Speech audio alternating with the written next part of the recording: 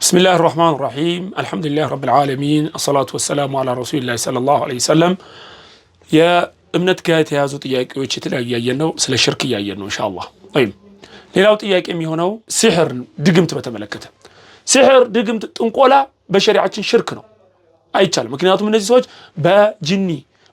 በአጋንንት እየታገዙ ሽርክ እየሰሩ በአላህ ላይ ያጋሩ ነው ይሄንን የሚሰሩት ሽርኩ ምክንያቱም የሆነ ትእዛዝ ያዛዛቸዋል እንዲሰሩ ስለዚህ ድግምት ጥንቆላ ይሄ በሸሪዓችን ያስከፍራል ከስልምና ያስወጣል ደጋሚ